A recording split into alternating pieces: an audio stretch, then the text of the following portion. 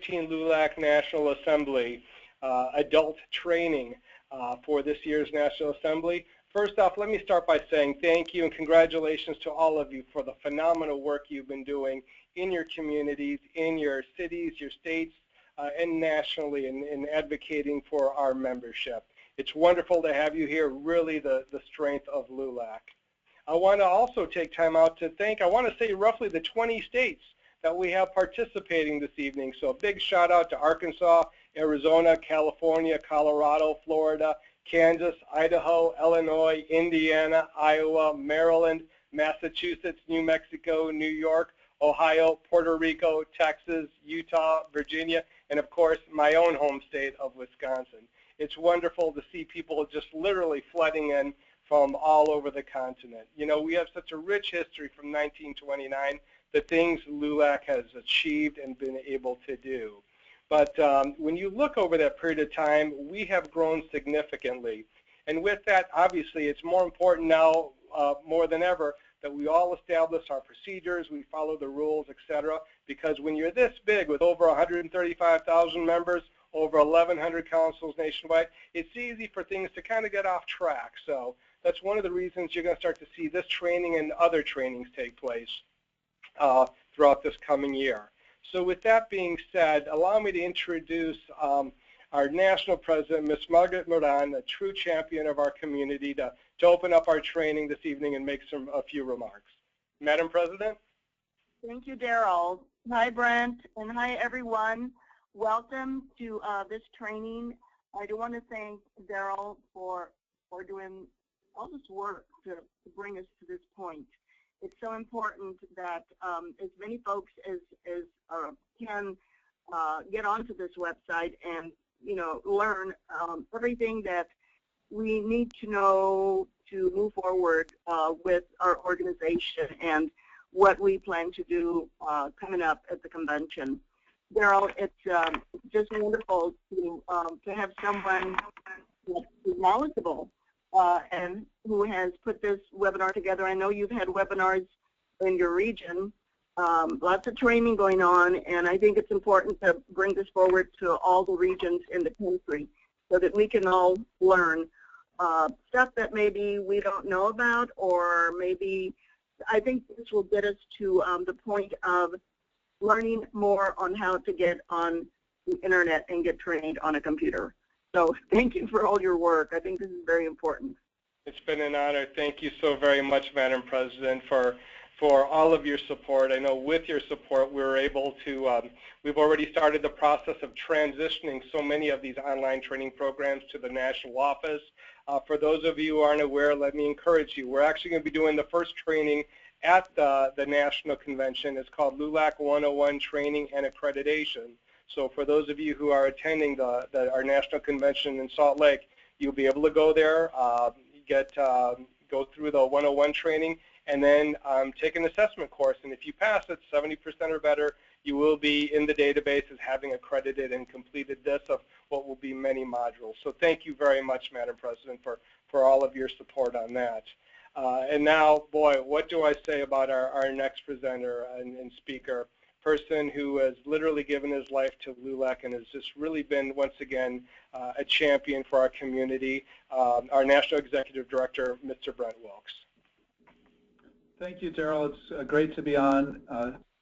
Good evening, President Moran. Thank you for joining us, and good evening, everyone who's on the webinar with us today. It's really exciting to be able to be using technology to communicate with our members, and I'm really excited also because the convention is just around the corner. We are really excited that we've got a lot of great activities planned for everyone, some incredible speakers, some great entertainment, a lot of workshops packed with information about the issues and the programs that our community cares about the most, and not to mention our expo and a lot of other special events. So we're really excited about welcoming you to Salt Lake City, Utah next week.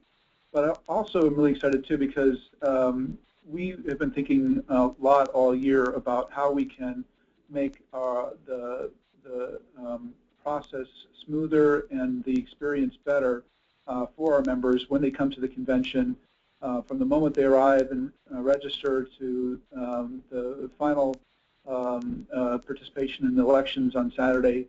And so that's what this webinar is really about, to help answer questions, to talk about the process, and to get people up to speed on how the new systems that we put into place are going to work. So really thankful to Darryl for putting this all together. He's done an incredible amount of work, and he's done a great job, not just on this presentation, but on a lot of the different changes that we are incorporating throughout the conference. In 1929, the very first meeting of LULAC, they brought together different organizations and pulled them into this grand National Assembly to both talk about whether they wanted to create a new organization, which they ended up saying, yes, we will create the League of United Latin American Citizens, but also what the goals and the mission of that organization would be, and what are the programs that the organization wants to undertake. And every year since that time, for 86 years straight now, we have convened the National Assembly of LULAC. It's the oldest and largest, of course, organization in the country, but this event is the oldest continuously organized event for the Latino community.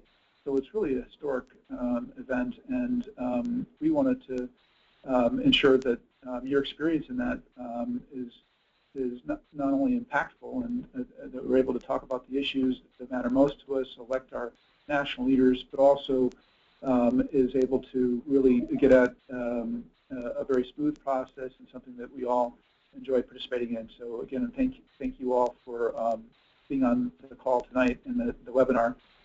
It's my great pleasure to introduce our next speaker, a young woman by the name of Jennifer Lucio, who is President and CEO of 305 Communications and Events, someone who has incredible experience at working with conferences, especially with Latino organizations, and has got a really strong understanding of customer service and of making events smooth. And so we're really lucky and fortunate to have her helping us with our convention this year. And she'll be working with our credentials team and our registration team, and during the elections on Saturday.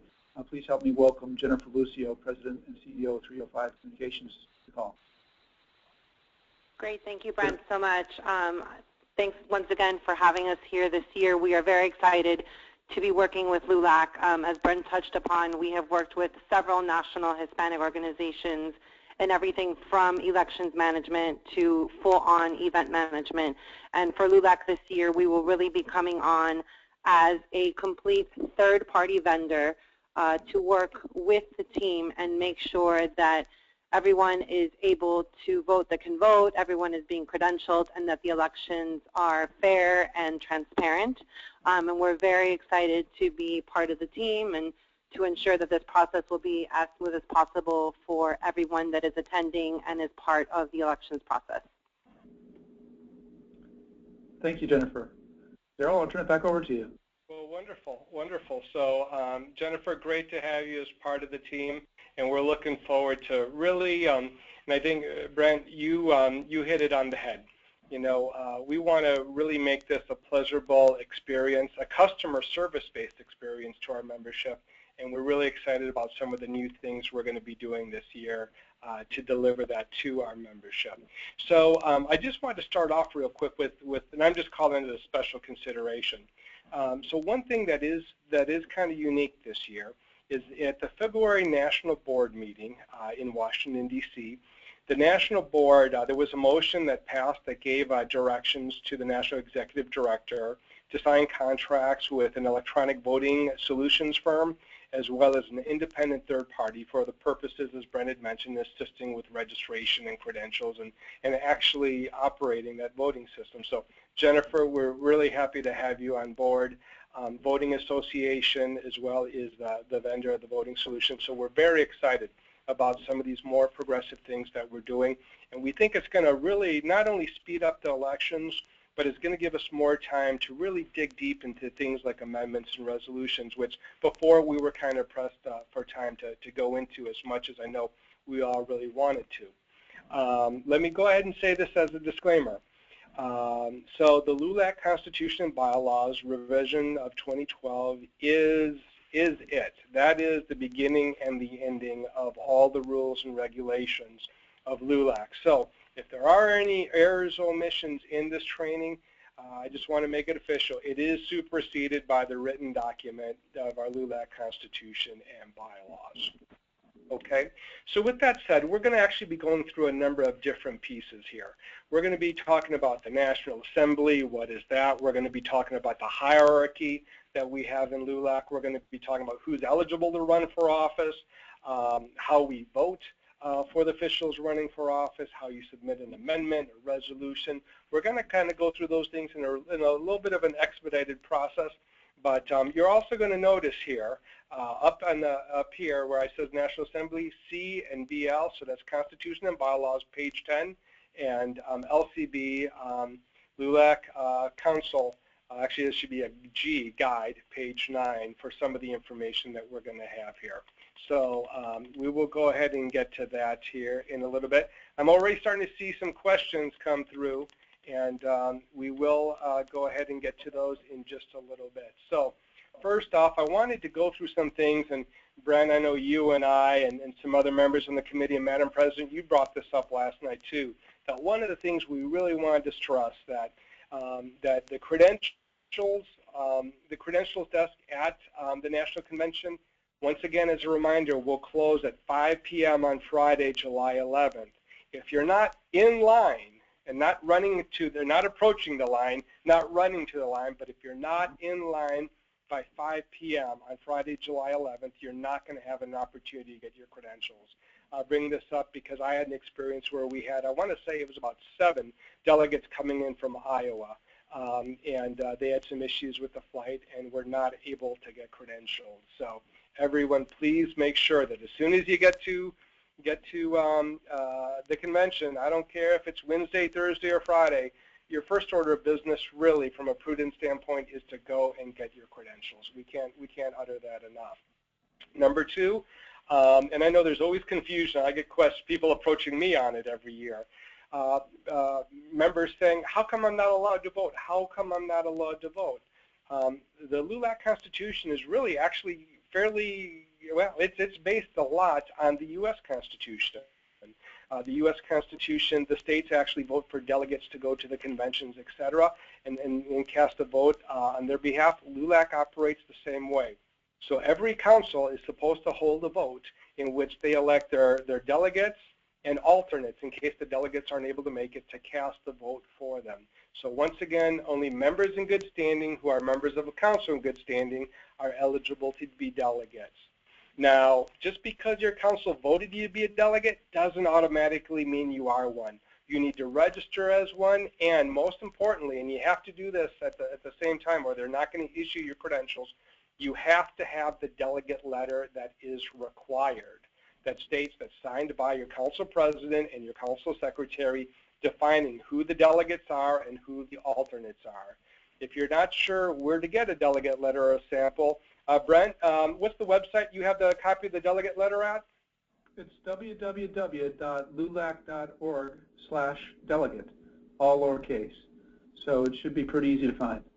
So you can download it from there, fill it out, and I think there's even an email address if you want to scan it and email it in advance. But or you can just fill it out and you will be able to turn it in there. But without we have a web tool as well, Darryl, so you can press a button, say upload it, and we'll receive it here in Washington. Beautiful, beautiful. So, you know, we hate to see people make the expense, and I had another 3 delegates last year who weren't able to vote, who went from the Midwest, just because they were caught up in some of the technicalities. And we want to make sure the rules are applied equally to all, so we can't bend them for individuals we know or those types of things. So please, we're going to be going through a number of things tonight. Make a note, make a checklist, just to make sure that when you go, you're going to be in good position if you're planning on being a delegate. Only those, next point, number 4, only those delegates with the proper badge and ribbon are going to be allowed to vote. We want to make sure that only the folks that are voted and who are eligible and are good standing are able to participate and vote in the system. And we'll have a picture of that a little later on so you have an idea.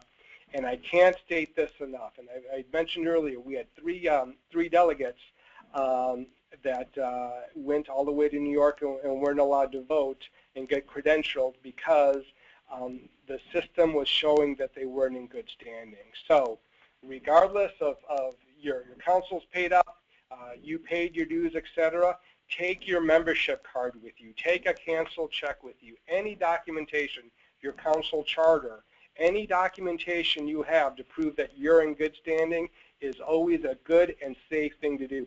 You know, 9 times out of 10, you're not going to need it, but it's an awful large expense to go down and just to say, oh, why didn't I pack the charter or my card with me? So any other advice you want to offer there, Brent or Madam President? I would suggest that, you know, bringing that delegate credentials letter with you to the registration line, even if you've turned it in advance, every member of your council should have that letter with them. That'll just smooth the process make it much more quick for you, because really a lot of the time that's spent in the credentialing process is trying to fish around and find the credentials letter. And if you got it with you, it makes it a lot faster. No, wonderful, wonderful suggestion, Brian. So I wanted to just throw this up, and I'm oversimplifying it here, but I know the first couple of conventions I went to, it was a little bit confusing for me. So there's 2 things I want to differentiate. One is there's the LULAC National Convention, and that starts on Tuesday or Wednesday and goes all the way, you know, through the end of the week. And then you're going to be hearing us say National Assembly, and we'll get into it in a little bit more what that is. But in order to participate in the National Assembly, which is like the Congress of LULAC, right, not only do you need to be registered at the convention, but you have to have your credentials in order to be a delegate. So that starts off, as I mentioned, when you get to the convention, please take care of that right away. If for whatever reason there are any issues, and you don't find that they are showing you in good standing, you have the chance to appeal, give additional information so they can make the corrections, etc. Lastly, when we get to that Saturday, that's when the full National Assembly is brought together, and it can only be seated once it's completely certified. So that's a pretty big deal. So we go through the registration, credentialing process, and if there's any appeals or corrections, we make those. But come Saturday morning, that's when everything needs to be certified, and we actually seat the delegation, right? There's a separate area in the room for those who want to observe versus the ones that were voted as delegates from their councils and get to vote. And then after that, then the National Assembly opens up, and that's when we go into the agenda and conduct the national business of LULAC, including the consideration or elections and considerations of resolutions and amendments. Brent, did I overly simplify that, or do you think that encapsulates it pretty good? No, that's good. We do have a Wednesday afternoon at 2 o'clock. The National Assembly meets. It's not seated, as you state, but that's to kind of open the convention so we can conduct business. But yes, you're correct. Once the delegations are seated on Saturday, that's when, you know, we can actually start moving through the elections process and conducting official business and completing the assembly. But don't forget, if you are there on Wednesday, right after the lunch on Wednesday, we do have a brief convening of the National Assembly to begin considering business for the conference. Right. So the National Assembly, what is it? Once again, you'll see it here in the Council and Constitution and Bylaws and the LULAC Council Guide. The National Assembly is really the supreme authority of the League and shall be composed of the members of the National Board of Directors, the district directors, and the certified delegations of the councils and or delegates. Okay? And if you were to look, and this is the best drawing I've been able to come up with it, this is what I consider our org chart. You know, if you're at the state level, the state board or the state director isn't the highest authority, it's the state assembly, right? And the same thing holds for the national organization. With the National Assembly is really the be-all, end-all of the organization. If any resolution or any question, it cannot go to a higher body than the National Assembly within LULAC. Okay. So we're going to jump real quickly into resolutions and amendments, and then we're going to get to the offices and who's eligible to run, those types of things. So I get questions all the time from the Midwest and actually from across the country, and I have to keep referring them back. You know, what are the types of resolutions? How do you submit a resolution, et cetera? So once again, you're going to see here, and we'll email a copy of this out to everybody afterwards, where you can find samples and examples of the resolution. So there's 3 types of resolutions: the legislative, which refers to a specific bill or a law. General refers to individuals or groups or ideologies or institutions. And special, it's more or less based on, you know, special recognition or condolence that your council wants to issue. Requirements are, and this deadline's already passed, so we're doing it now just so if, well, not for resolutions, you can still submit them, but want to get this out here. So they must be typewritten and submitted by electronic mail and postmarked envelopes 60 days in advance. I know there is a provision in here that allows you to turn them in at the convention, and we'll review that in a little bit. But technically, these are supposed to be submitted in addition 60 days in advance per the LULAC Constitution. The National Secretaries to provide a summary of the resolutions to the councils prior to the convention, have them reviewed by the Amendments and Resolutions Committee, et cetera, to recommend for or against with the National Assembly. They are then voted on by the certified delegates to the National Assembly, and to pass a resolution, it's a simple majority, 50%. Plus 1, right, will get a resolution passed. Now, I was mentioning there is a special provision for going ahead and submitting them later, and it's actually supposed to be reserved for in emergencies or special situations arising after an action at the National Assembly with regards to other resolutions, et cetera, but they can still be accepted there by a council in good standing. So once again, needs to be written, needs to follow the proper formats, et cetera, and you'll find samples of that in the LULAC Council Guide on page 35 and 36. With regards to amendments, boy, that's a big deal to change an amendment. So a resolution, you're talking about, like I mentioned, a special recognition or taking a position against or for or in favor of a policy or a law or those types of things. An amendment is talking about changing the LULAC Constitution and our bylaws. So much like having to change our Constitution here in the United States, it's got to go out to all the states and go through a lot of scrutiny. So they must be typewritten and submitted 60 days in advance too. The LULAC National Office then needs to send them out to everyone. And Brent, why don't you kind of take us through this process? Sure. So the amendments are submitted in typewritten format to the National Office 60 days before the National Assembly date. The Credentials Committee then reviews the submitted resolutions for proper form to make sure they're not in conflict with other parts of the Constitution. And then once they've done that process and finalized the amendments, the National Office sends copies to all councils 30 days before the convention. We also post it up on our website. We put it in the LULAC News, which will be available at the convention, as well as we email it to the members whose email addresses we have in our email database, which unfortunately is not the majority of members, but we'll keep working to try to expand that. Once that's done, the committee reviews the amendments and resolutions, and they make recommendations to the National Assembly about the resolutions amendments, about what they feel are good and which they feel are not. Typically for the resolutions, the ones that are considered largely not controversial and the LULAC position is somewhat obvious, we package them together and have a single vote up or down on all of those resolutions. And then the ones that are more controversial, the committee will pull out and ask for a separate vote on each of those so that we can clearly ascertain where the Assembly is on the more controversial measures that are being adopted. The amendments will actually be voted on using the electronic voting system that we put in place. So they'll be part of the same process that we'll be using for voting on the individual candidates. We encourage, of course, that folks read the amendments prior to voting on them because if you are trying to read them while people are waiting in line to vote on the computers, that'll slow down the process and make everybody's experience less pleasant. So please read them ahead of time. We will be passing copies of them out to the whole assembly, so you can read them while you're sitting waiting for the different speakers to make their presentations. And so hopefully you've made up your mind on how you're going to vote before you actually go to the voting machines.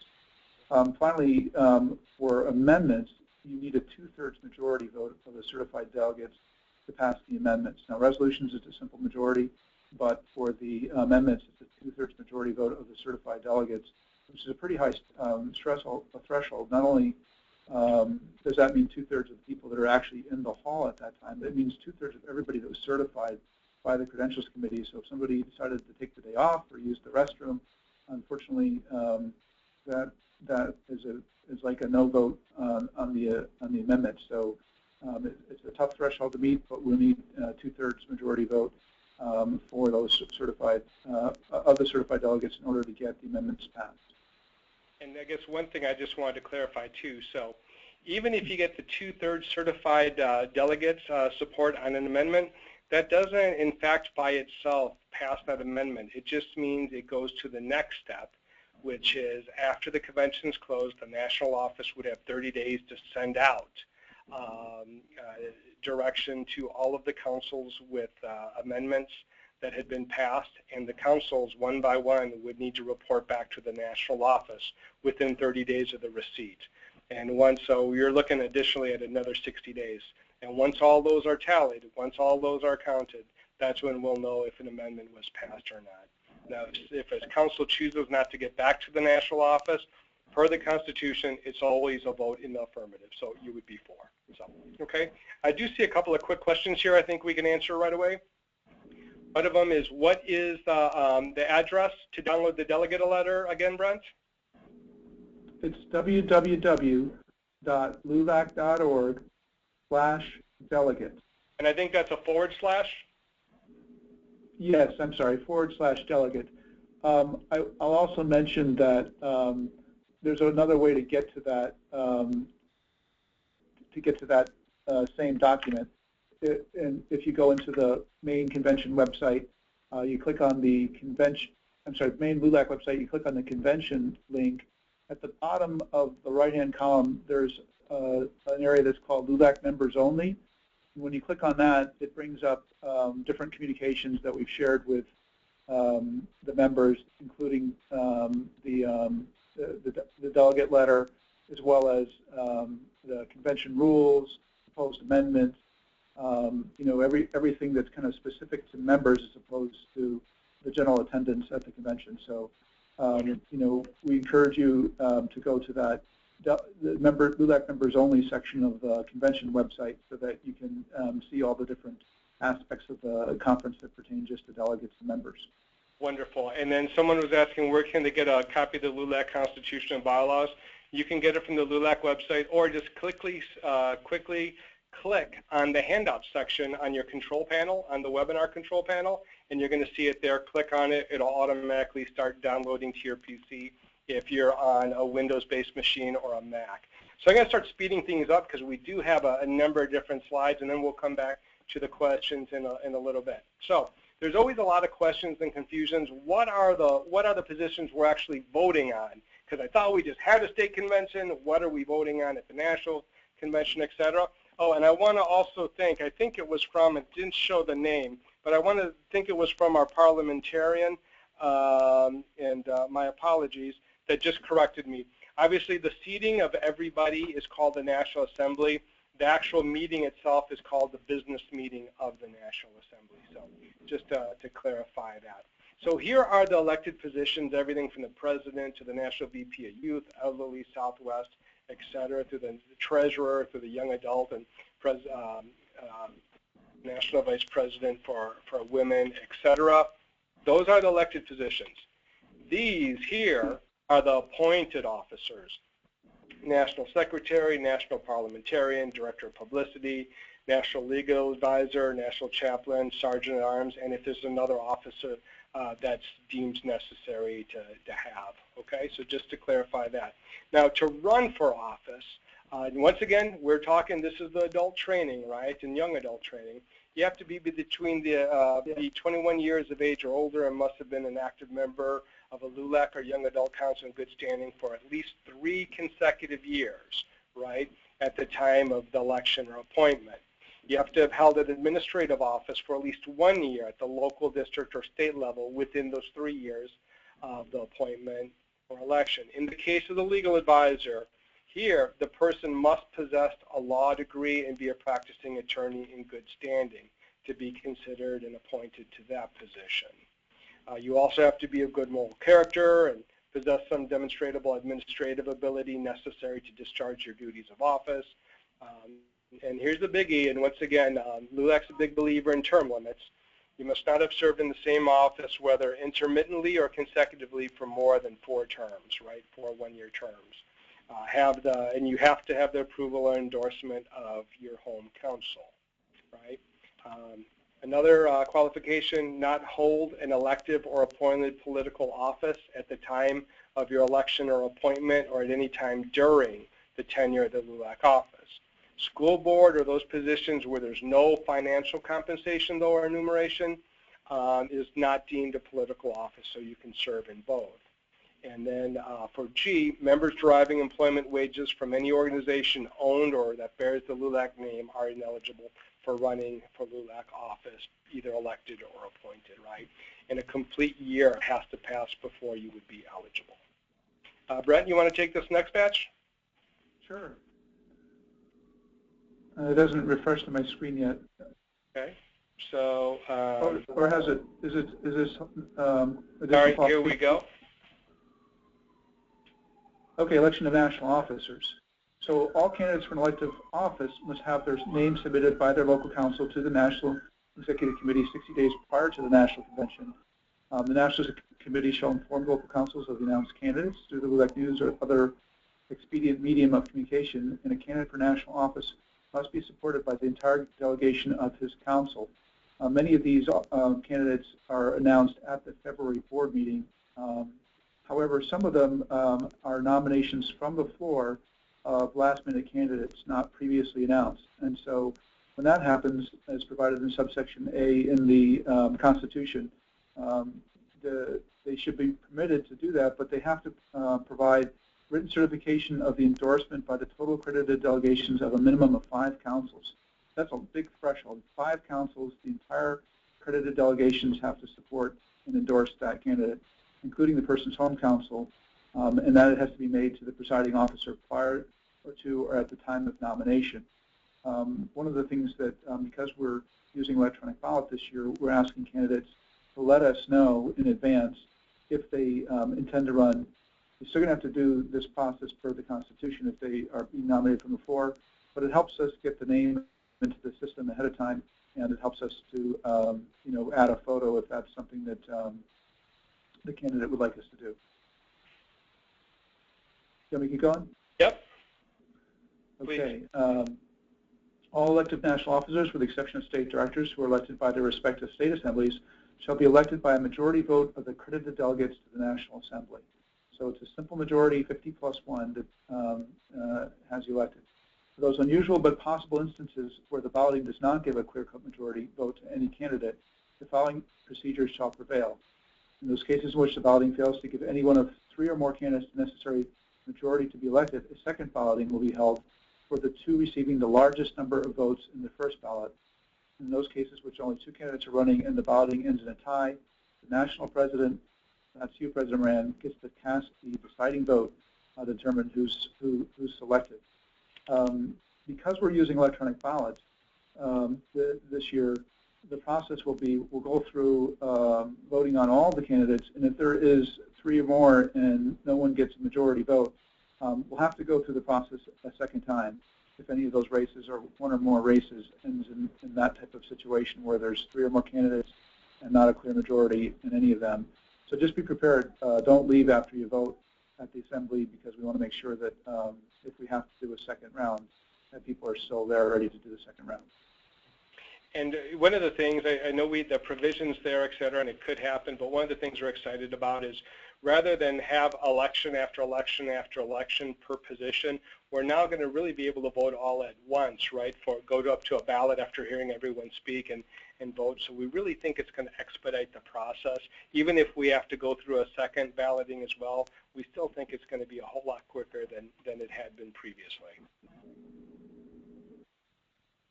Why don't you finish this section off then, Brent? Okay. Voting in national elections shall be by roll call, a show of hands, or secret ballot, as the Rules Committee may recommend and the National Assembly may approve. And voting in national... Is that a repeat? Oh, it looks like it is. It is. Okay, great. Okay. So it's the Assembly that determines, which of those procedures that we'll be using. Correct. And I see a couple other questions that I know are going to get answered in the presentation, so forgive me. So we'll keep pressing on for right now. Yeah, a whole lot of material, not a whole lot of time left. So in February as well, per the Constitution, the National Board passed a set of election rules. And if you go and click on that handout section, you're going to find it there as well. 2015 election rules. Just click on it. It'll automatically download to your PC. Please feel free to download all these things and to share them with other folks in your council as well, right?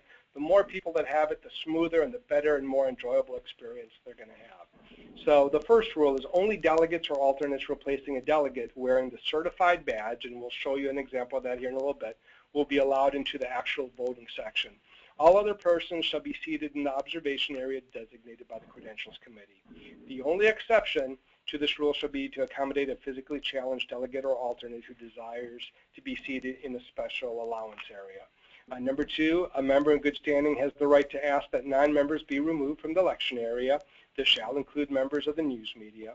An election judge shall be appointed by the national president to conduct elections. The election judge shall appoint a timekeeper and 3 official counters for all elections when voting is conducted by secret balloting using electronic means.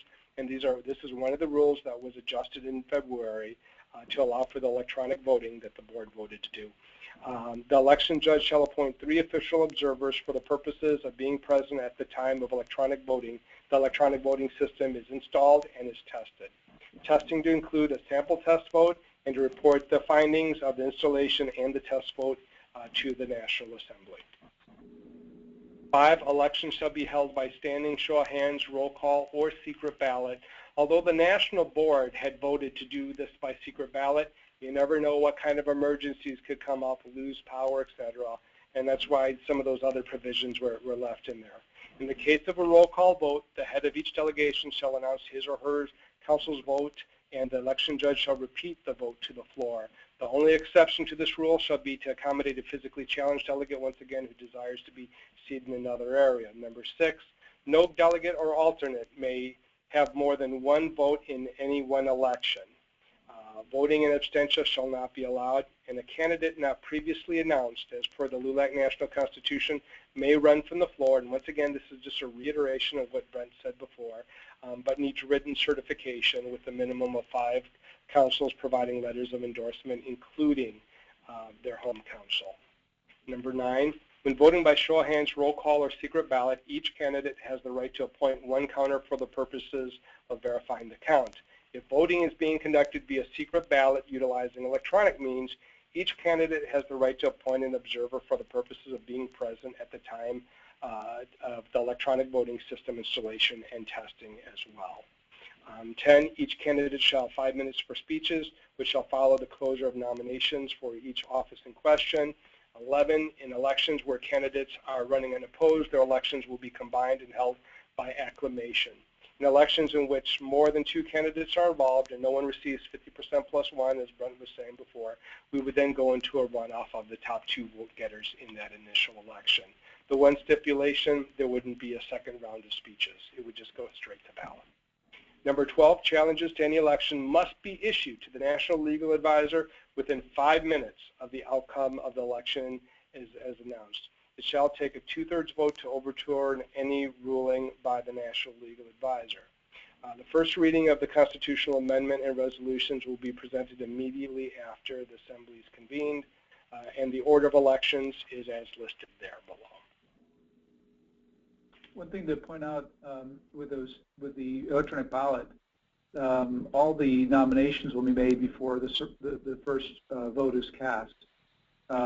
So we anticipate calling for nominations, having all of those go through all the positions, then allow folks to make speeches, and while they're making the speeches, we'll be entering in the final nominations from the floor into the system, so they'll be ready for folks to vote once the speeches are over.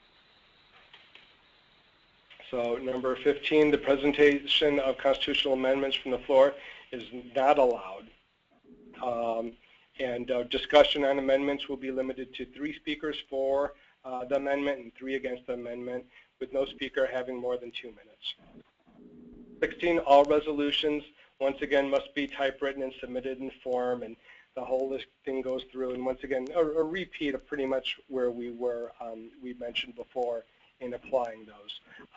Discussion on resolutions shall be limited to 2 speakers, for and 2 against, with no speaker having more than 2 minutes.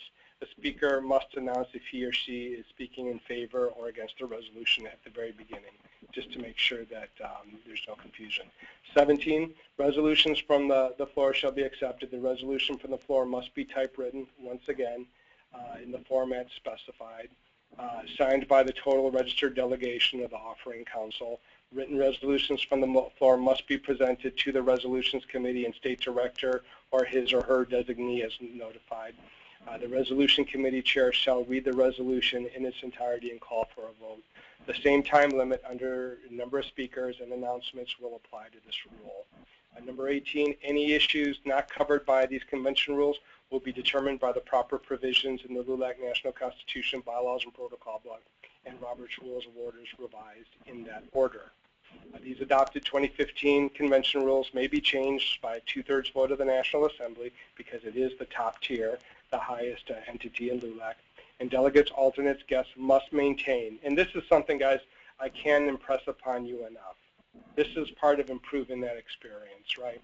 Delegates, alternates, and guests must maintain proper decorum at all times. Whistles and whistling will not be allowed. No photography or video or audio recordings are permitted. Upon violation, a warning will be issued by the election judge, after which it will automatically go to Rule 21, and that will be evoked and used. Rule 21, and this can be offered individually as well, so it's not predicated on 20, but 20 can lead to 21. Any individual disrupting election proceedings as determined by the election judge, or, so even if it's not the election judge, if you use profanity, if you verbally threaten someone, if you attack another member on or near the voting floor, you will automatically be removed from the voting floor, and charges to expel that person as a member will automatically move forward. It's not up to the president, it's not up to the sergeant at arms, it's just automatic, right? So there's no politics involved to be expelled as a member for actions contrary to the principles of LULAC, right? So that shall be brought forth against the member to the presiding officer at the next national board meeting. And obviously we follow the Constitution for that process as well. So once again, you can find it under the handout section of the 2015 election rules. And then Brent, I know that this is something that keeps presenting challenges when people actually register. So if I'm a delegate, and let me qualify this, there's 2 ways. There's 2 different types of people, or there's 3 people can vote. People who are currently on the national board, so all state directors, etc., are automatically able to vote in office, meaning as a member of the national board, or they can choose to vote as a delegate from their council, but they can't vote as 2 people, right, Brent? That's right. So you really have to decide if you want to vote with your council as a member, in which case you're using one of the delegate slots that the council has, or as an officer. And if you decide, initially, decisions should be made when you register and are credentialed. So that's why the form on here has an option to say that I'm a delegate, or it also has an option to say that I'm a district director, a state officer, a national officer, or a past national officer. And if you select one of those and you plan to vote as that officer, you should also select, I plan to vote as an eligible officer, and that you are putting your title in the position, your position in LULAC in the title line. So, for example, a past national officer, someone who was a vice president of the Southwest in the past, for example, has an independent vote of their council if they want to, and they can select that past national officer button, but they have to put in what their title was, past national vice president for the Southwest. That way the Credentials Committee can verify that they're eligible for that independent vote from their council. When they do that, their vote's not counted as one of the delegates that the council is entitled to. So if their council is entitled to four delegates, for example, they can still have 4 additional people register to vote as delegates. So a lot of times that's how the officers prefer to vote. Sometimes the council didn't bring enough people and they want to sit with their council, so they prefer to vote as a regular delegate as opposed to what I would call a super delegate, one of the officers or past officers who are entitled to vote. So once again, the people who can vote in office can choose, or who have the option are, if you're a member of the national board, so you're a state director currently, if you're a national officer, meaning a national VP or the national president or the treasurer, etc., or if you're a current district director or a past national officer or president. But that's a privilege, though, and I think we were using the term superdelegate, right, would really apply to them. They have the option of voting as a delegate or as a superdelegate. But I think it's limited to just those folks, correct, Brent? Yeah, and a lot of times this is where, if there are errors in the process, they creep in because somebody might come in and say, I'm a member, but they intended to vote as a delegate. They didn't check the delegate box. So they weren't registered as a delegate. They go to the assembly the day of the election only to be turned away because they didn't register as a delegate. They didn't get credentialed, so they're not going to be eligible to vote. So it's really important just to clarify, right? if I'm a member and I want to go in as a delegate, I check what events I want to attend and those types of things, and I check delegate.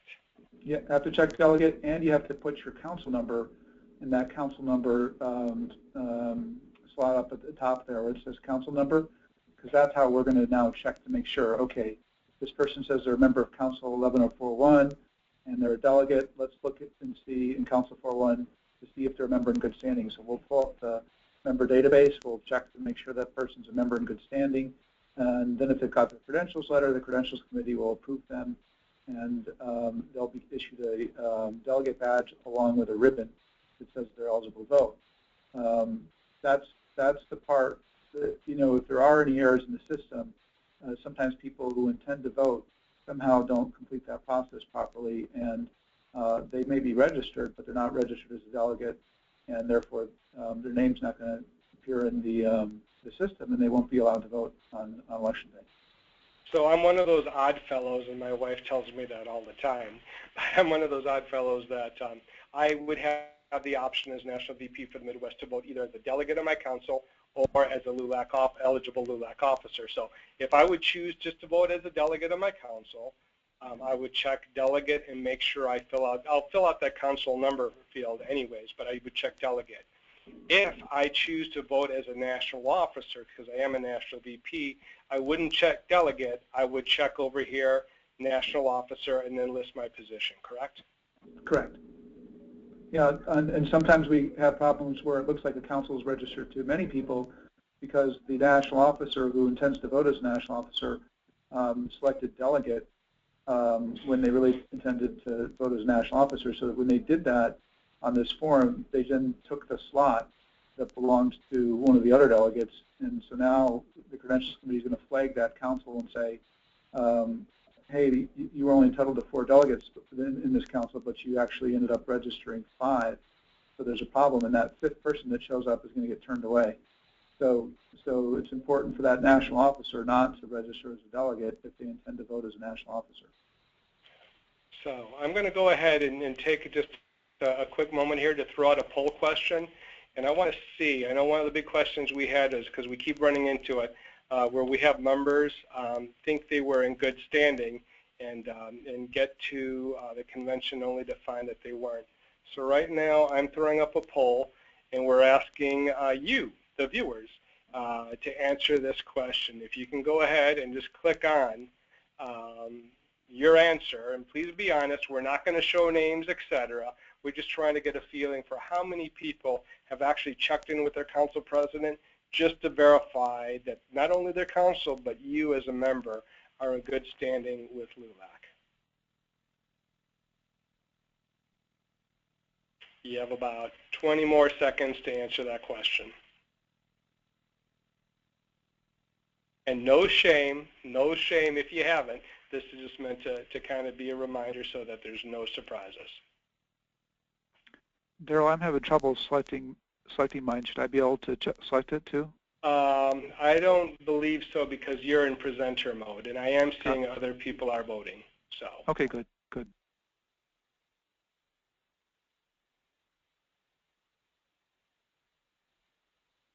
Okay, I'm now going to go ahead and close.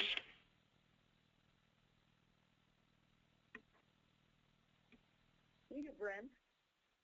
Hello? Hello? Did somebody say something? I see you, Brent. Oh, there you go. Yeah. Okay. So we will go ahead and show the results of that here in just a little bit. So, okay. So with that being said, let's now go on to the next section. So we keep talking about these delegates, et cetera, and how do we determine as an organization how many delegates each council gets? Well, it's based on the number of members you have in your council. So each council in good standing shall have the right here, once again, per the Constitution and bylaws, pages 72 and 73, each council in good standing shall have the right to send as many delegates and alternates as they are entitled to in accordance with their paid up registration and determined by this chart below. So minimum council size is 10, so you would be eligible for 3 delegates and 3 alternates. And just to clarify, if your council is sending 6 people and has 3 as delegates, if, let's say, one of those delegates isn't able to make it because they get ill, etc., that's where you would slide in one of those alternates.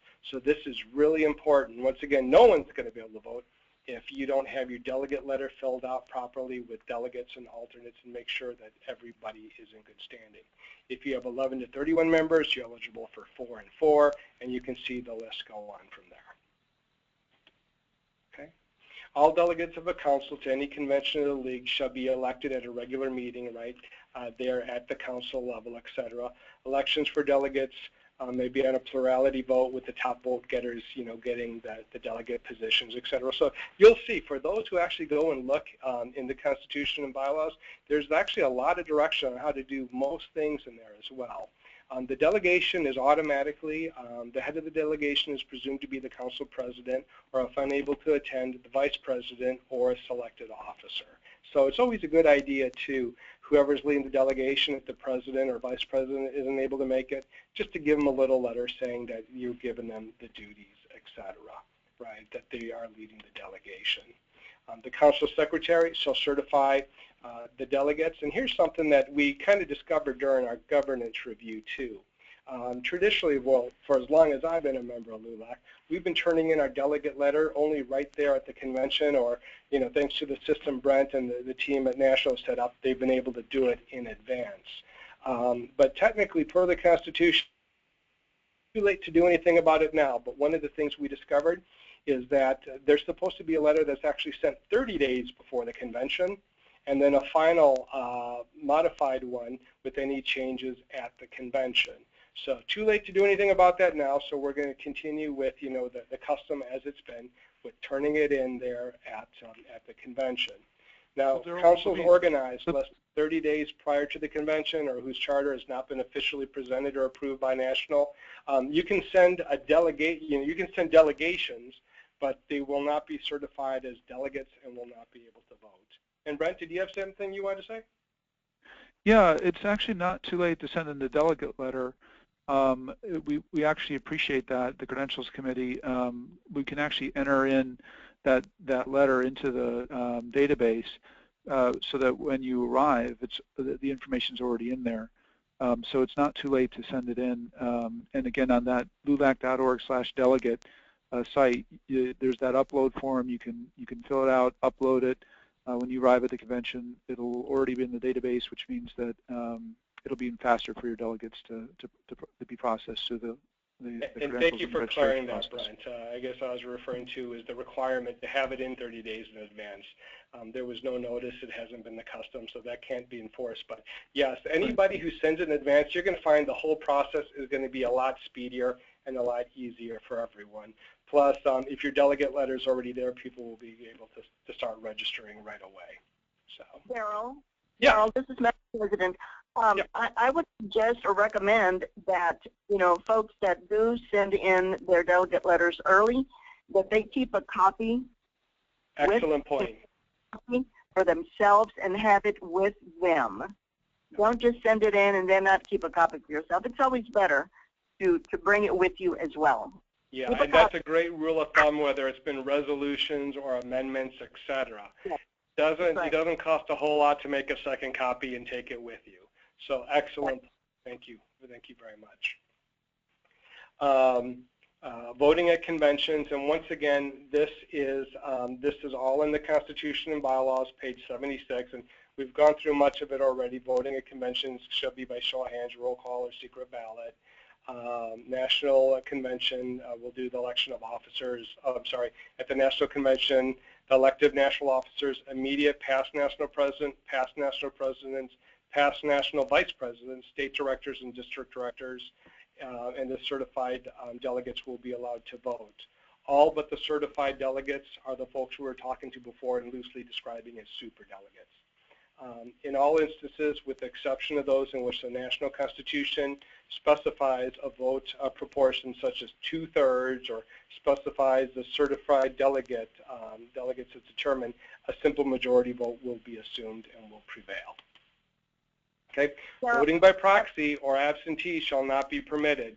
I can't say, hey, Brent, can you go ahead and vote for me? I got to go to the restroom, etc. You need to be present at the time of the vote. So voting by proxy or absentee ballot shall not be permitted in any convention, and alternate delegates of deputy directors shall be permitted to cast a vote only when the persons he or she is substituting for shall have left the city of the convention or is under doctor's care for at the convention city. Certification of either instance shall be required by the presiding officer. All persons with the right to vote must be present in the assembly hall at the time of the vote to have their vote recognized, and a person may cast only one vote in each voting instance, even if he or she is an elective officer with the right to vote and delegate at the same time. So as we mentioned before, I can either be a delegate or a super delegate. I can't vote twice. I have to choose one or the other at registration. So. Darryl, I don't know whether in the past a district director who is voting separately, okay, yep, has ever turned in a delegate letter stating that he's voting as a district director, rather than, their name won't be on their delegate letter. It shouldn't be, correct. Well, I don't know that a super delegate has ever turned in a delegate letter. Correct. I believe you're right, but all I think that's being done currently, and Brent, correct me if I'm wrong, is that they're checking off at registration that they are voting in office or as an eligible officer, correct? So they would not need a delegate letter stating that they're voting as a district director or state director or a VP? Nope. Question? They don't need a delegate letter, but they do sometimes need to demonstrate that they're entitled to a vote, because for district directors, for example, sometimes the credentials committee may not be aware of every single district director around the country, yep, and so they'll require documentation to show that they're a district director, or even some of the past national officers, like a past national vice president from quite a few years back.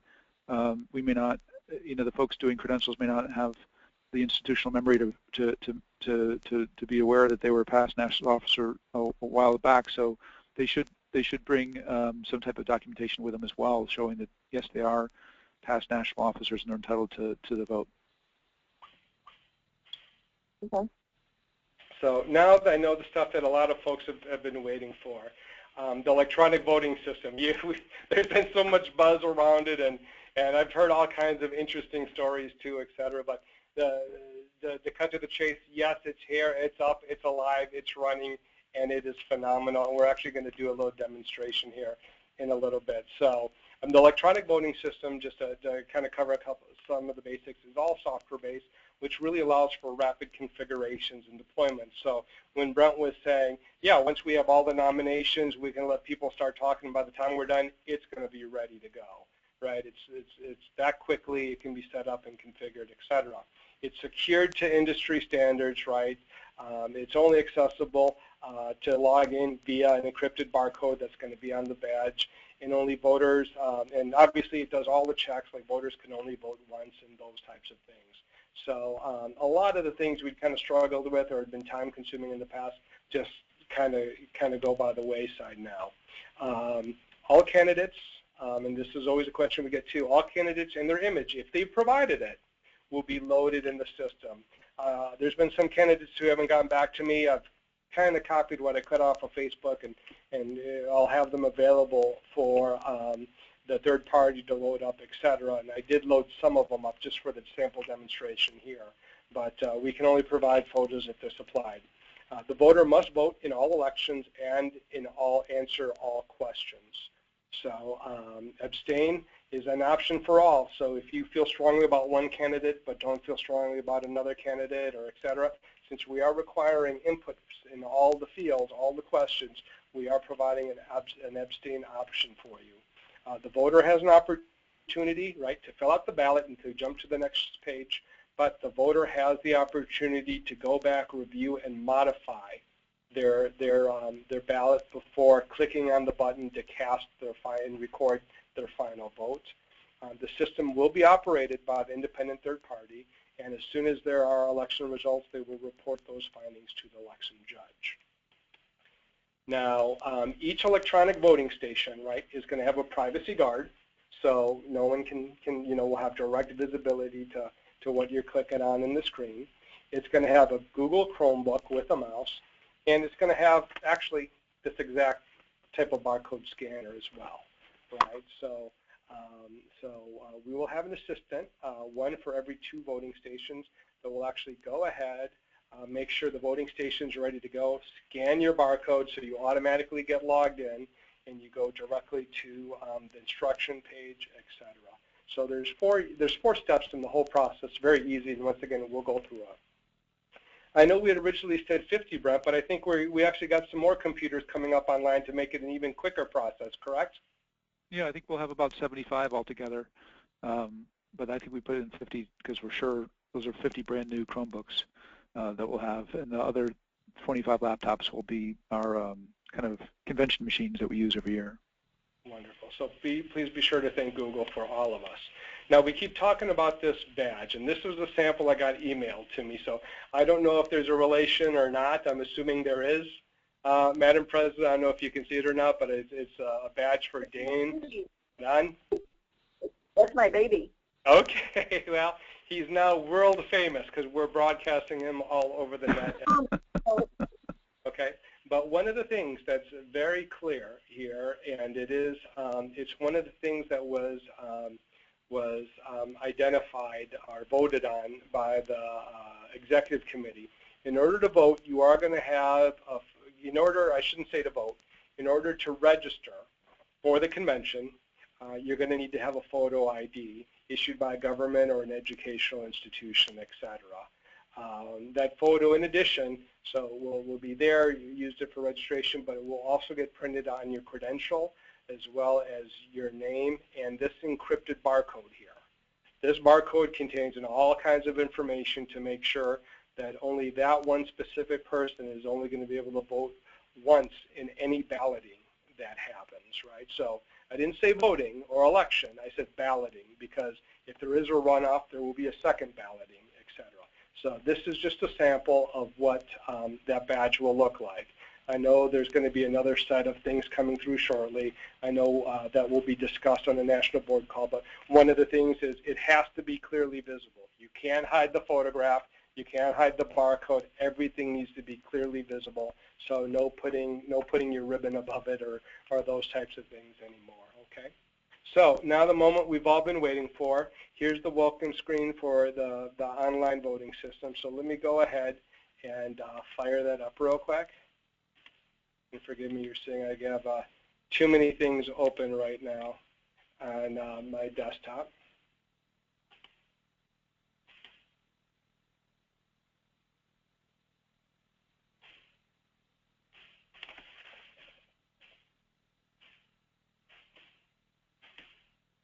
Okay, so this is the login screen. So as you approach, the assistant there is going to grab the barcode scanner, and I just have a test run of some fictitious voters right here that we're using for all of our validation testing.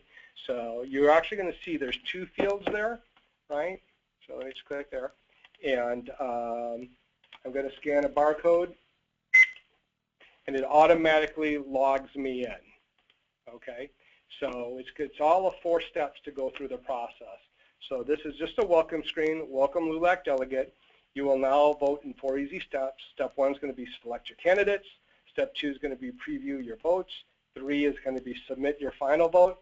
And actually the 4th step, we're calling it a step, but actually it's just logging out. So it should be 3 steps. And at any time, if you have questions, just ask the system to come help you. We know we have some members of LULAC who aren't technically literate, et cetera. So that's why we're not, people had recommended we have an assistant for every 3 or 4 booths, but I think Brent, compliments to you and the staff are making sure we're going to have one for, hoping to have one for every 2 voting stations, so we can assist with that. So now I've read my directions. I'm going to click on proceed to ballot. And here I have, okay, select your candidates. Please select 1 candidate for each of the following positions in the ballot below. Please scroll down to see all positions and candidates. When complete, click on preview ballot selections. And I see I have a typo there. But here are the folks that are listed, their pictures. And once again, we have abstain listed for each. And right now, I just have some pictures imported for that either the people responded back to me to or I was able to get, etc. So if I try to go through all this and I go to preview my ballot selection, I get an error message. Please make selection for all your positions. So once again, we are requiring that people vote. So we will go ahead and do that. So you're seeing, okay, there's red here, there's red here. So I'm just going to go ahead right now. And not to institute any bias, I'm just going to abstain on all of these, and that's not encouraged. Obviously, we're going through this expense and time to make sure that everybody is able to vote, right, without any concern in being able to vote their conscience. So I will go through, click all of these.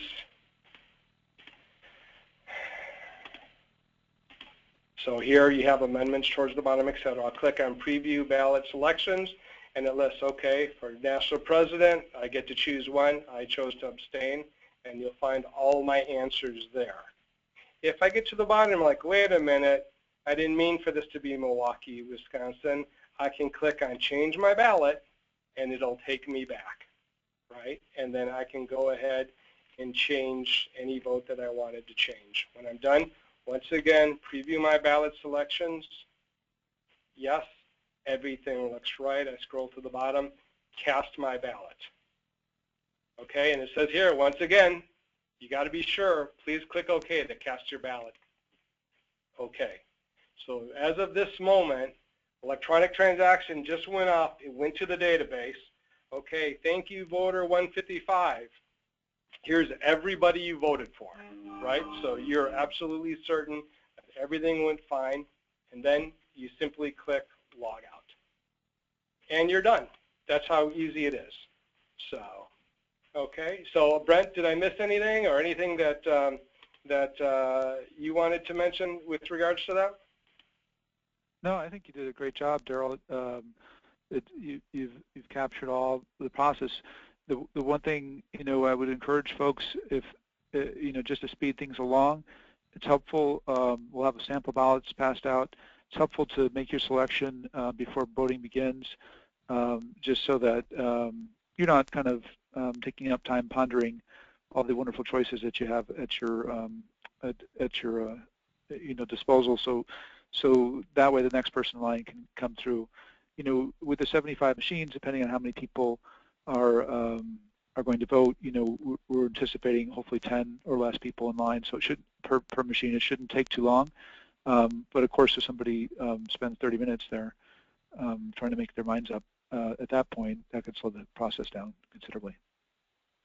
So should be very time efficient, et cetera. I've gotten some texts, et cetera, from some folks saying they want a different picture, or they'll get me their picture, or that their candidate wasn't listed, et cetera. So once again, this is just a sample. It's not the finished version. But yes, we do want all the photos. We do want all of that ahead of time so that we're not, it's going to be busy enough at the conference to go running around and hunting all those down. So we're very excited about the system, et cetera. I know we're going just a little, actually I think we had planned at about an hour and 15 minutes. Let's get back to some of these questions here. And Darryl, let me just point out one last thing, that once you do cast your ballot, you cannot change it. And once it's cast, we won't be able to go back and log in and try to vote again. So there cannot be any duplicate voting, and unfortunately, once you've cast your ballot, you can't change it. You can't change your mind. So please don't come back and say, oh, you know what? I just decided I'm going to vote for the other guy. Can't do it. It's just like when you're voting in the national elections and you pull that lever. That's the vote, and you have to stay with it. So we're very excited. We know it's really going to speed the process, et cetera. And once again, we want to make this a really great experience for all of our members, because we know this should be the one culminating moment that really inspires us to go and do the great work like that we're doing throughout the year. So I got a couple of questions here with regards to what kind of IDs are going to be accepted. I think we discussed at registration you'll need to have a government issue or educational issued ID, et cetera. Photo ID, I think. Darryl. Photo ID, correct. So thank you for adding that. Let me go to the next questions. Oh, you just got corrected, Darryl. Yeah, I'm getting, for folks who are texting me, forgive me.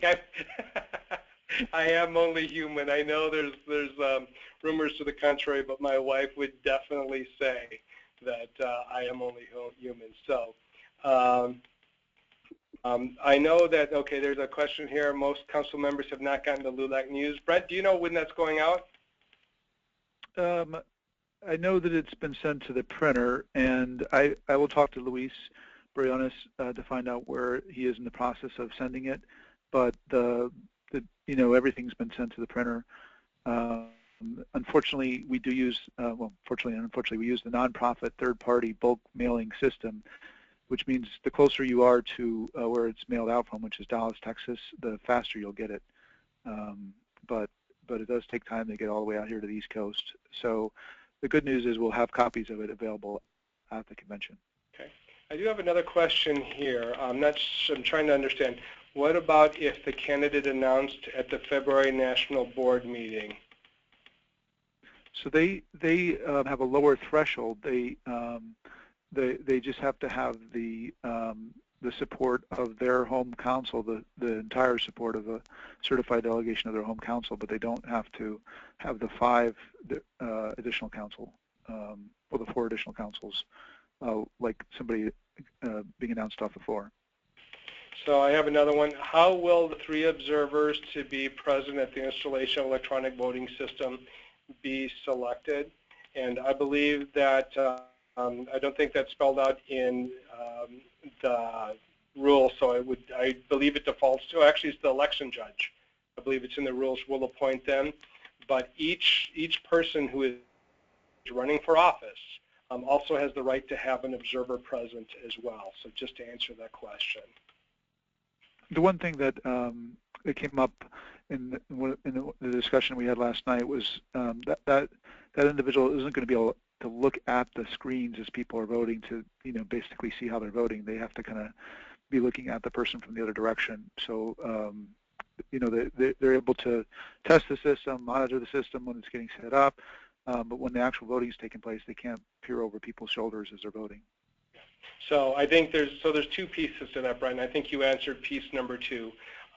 So tomorrow the National Board is going to have a meeting to review another set of rules and credentialing, et cetera. And it was mentioned and discussed that it should include an observer being able to observe in the voting area, people voting, but they would have to be set back. It's proposed set back a certain number of feet and on the opposite side from the entrance, et cetera. I believe the voter or the person here asking the question was asking about an observer during setup and installation. So every candidate running for office, has the right to have an observer present and see the test ballots go through and all of those things, et cetera. I'm also getting another question here, Brent. What arrangements are being done for room caucuses and when will those be announced? Oh, that's a Mario question. I know that he's got, basically what we do is we take all the workshop rooms, make them available for caucuses, largely in proportion to the size of the delegation. So the bigger rooms reserved for the bigger delegations. And I believe he has those already, but I'm not the expert on that, and I don't believe he's here in the office right now. So, and do you know if, I know there had been some requests to see if we could move that up earlier in the day. Do you know if that was able to be met, or would that be a question for Mario as well? Well, not early, so early that it would be interfering with the existing workshops, but if it's like on Friday afternoon or evening, the workshops are pretty much finished, with the exception of the legislative platforms consideration. So all those rooms are available at that point. But like Friday morning, we still have workshops going on, so we really can't move it that early in the day. I do have another question. I am a member of LULAC and also a past national officer. So essentially would have the privilege of voting as she's a super delegate or he's a super delegate. So if they were, but they're planning on voting as a delegate of their council. So in that instance, they would only need to check the delegate box, not the officer box, correct? On the registration? Correct. Yeah. Definitely don't check the box that says I plan on voting as an officer. That has that. I forgot exactly the phrase we used, Darryl. It's eligible officer. It's an eligible officer. Yes, thank you. So you don't check that box for sure. You can certainly put your title that you want. So if you're the past national vice president for the Northeast, and you want to put that title down, you're welcome to do so on your badge, so that when you're walking around the delegate, walking around the convention, people can see what your position was. And the training's already bearing fruit. I've already registered and I checked delegate, but I would like to vote as an eligible officer. Who do I contact to make that change? Well, luckily we don't actually print off the registration badges until, for the voting members, until they come to the conference and go to the registration area and are certified. So they'll be able to, at the point where they're at the registration and certification process, they'll be able to inform the staff and volunteers right there that, they realize they selected delegate when they registered, but they actually want to vote as an officer. Can they please make that change into the system so the badge reads correctly? And be prepared to offer proof of your position, et cetera. That's correct, yes. Too, yeah, obviously for the current board we have that list. That's not a problem, but the further you go back, the harder it is for folks to find folks who remember all the folks in every position. Here's another question. I am a district director. I'm a district director. Do I need to be on the delegate letter? You don't. Yeah, and I think the answer is you don't need to be, because you have an independent vote from your council. But if you want to put it on there, it helps. And just to clarify, that's if you're planning on voting as an eligible officer. If you're planning on voting as a delegate for your council, you would definitely need to be on the delegate letter, correct? That's correct, yes.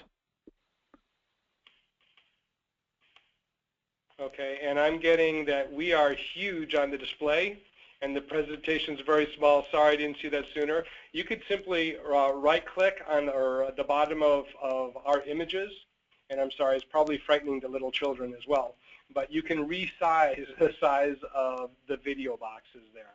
So my apologies, and once again, we'll go ahead and email out a copy of the presentation to everyone. Okay. I did that deliberately, Darryl. Yeah. Questions? Where can people go to see the amendments? Is there a place they can go online to see the amendments? Yes.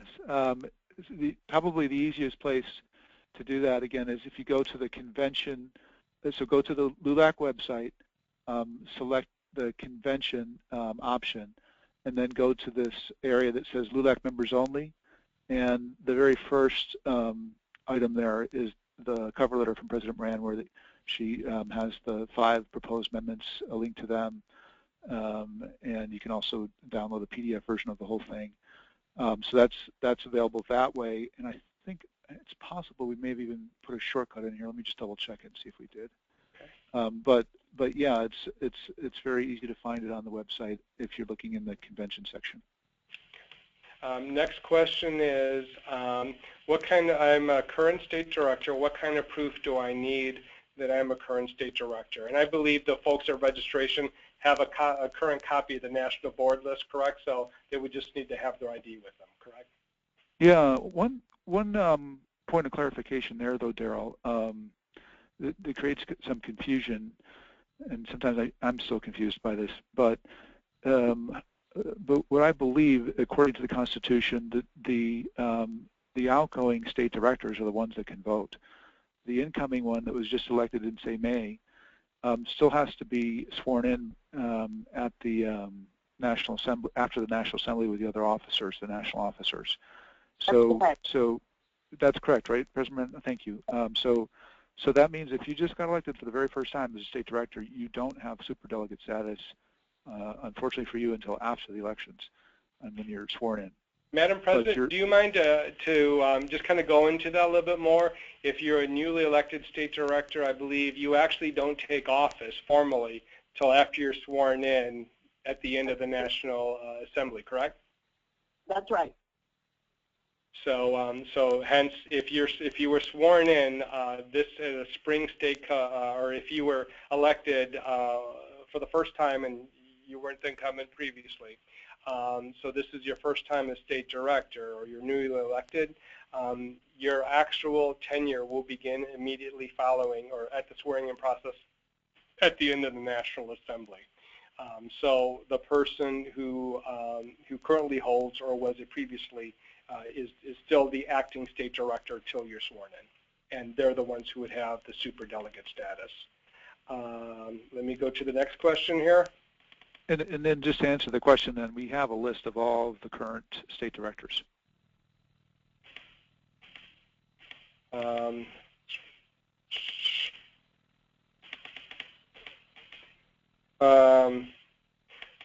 I got a question here. Last year there was a question whether we were accepting student IDs, but yes, I believe the verbiage is a government issued or educational issued photo IDs. So school IDs would be acceptable this year.